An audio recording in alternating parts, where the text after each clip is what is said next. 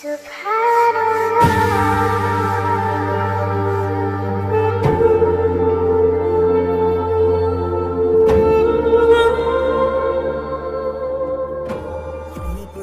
रिवायात लाने वाले हैं, तुम्हें पता है ना हम लोग आने वाले हैं, दुनिया के हर जालिम से टकराने वाले हैं हम अपने। Ouais. Vendredi 20 juin. J'ai une petite anecdote pour vous. Il y a une semaine, il y a un sans-domicile, il a partagé son tacos, son Trump tacos avec moi, quelque part en France, dans le monde, sur Terre, quoi. Et il me dit, désolé, alors que c'est lui qui partage son sandwich avec moi. Il me dit, désolé, j'ai demandé un sandwich sans oignon. Je lui dis, mais pourquoi tu me dis ça? Il me dit, bah parce que j'aime pas trop les oignons et les épices, tout ça. Je lui dis, c'est pas grave, déjà tu partages ton sandwich, Dieu merci, hein. Alhamdulillah, non? Et là, il y a quelque chose qui m'est venu à l'esprit, hein. Ça arrivait comme ça, comme un claquement de doigts. Attendez. Donc je disais, avant d'être coupé, bismillah, je disais, bah écoute, déjà de manger un sandwich, c'est pas mal. Donc avec ou sans oignon, ça reste un sandwich, n'est-ce pas? Et je lui dis, moi j'aime bien les épices, le piment, tous ces trucs. Et bah, c'est pas parce qu'il n'y a pas que je vais pleurnicher ou je vais refuser le pain de son sandwich tacos, Trump tacos. Donc je disais que là, d'un coup, il y a une idée qui m'est arrivée. Et je me suis dit, tiens, je vais lui raconter une petite histoire à ce frère sans domicile comme moi, qui m'offre son sandwich, en tout cas la moitié du sandwich. Je lui dis, demain, quand tu vas ouvrir ton restaurant, si tu ouvres un restaurant évidemment, ou une boulangerie, ou un commerce, je lui dis, toi tu vas ouvrir un restaurant avec des plats sans oignons. Et moi, si j'ouvre un restaurant, je vais l'ouvrir avec des plats avec du piment, avec des épices. Donc du coup, je ne lui fais pas concurrence parce que moi, ce sera un restaurant avec des épices et lui, ce sera sans oignons. Mais il me dit, par contre, moi, j'aime bien l'échalote. Je dis, bah écoute, tu feras des sandwichs et des plats pour tes clients avec de l'échalote, quoi. C'est très bien. Donc aujourd'hui, nous sommes dans un contexte où la loi du commerce interdit de faire de la concurrence déloyale et de vendre à perte. Ça fait partie de la loi du commerce.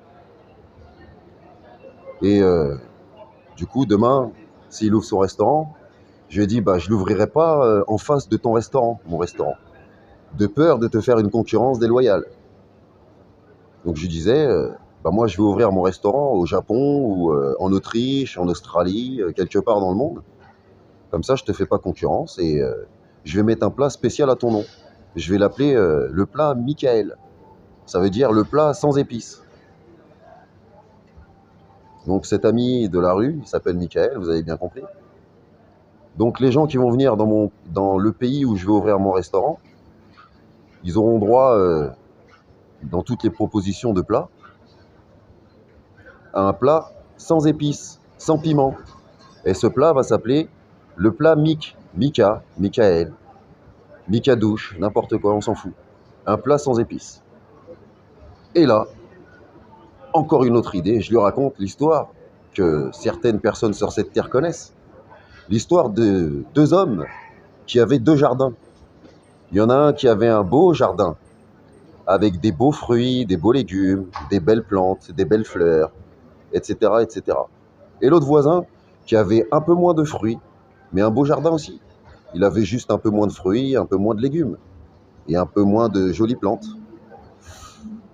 Mais l'arrogant prétentieux, lui, il a dit, moi, mon jardin avec mes fruits et mes légumes, et mes belles fleurs, mes belles plantes, moi, mon jardin ne périra jamais.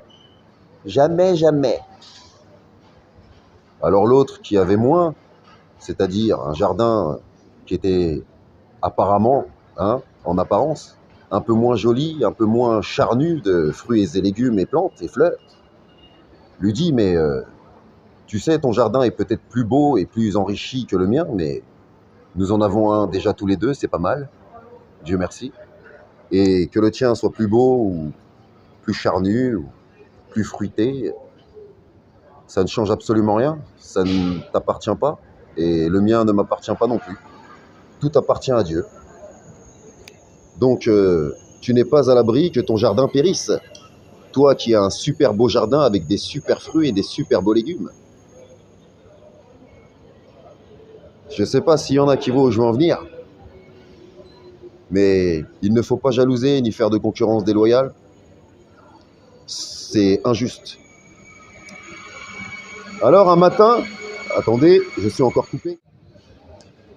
Et un matin, l'arrogant prétentieux qui avait un beau jardin avec des beaux fruits, des beaux légumes, des belles fleurs et des belles plantes, se lève, il va dans son jardin et il voit que tout son jardin a été détruit.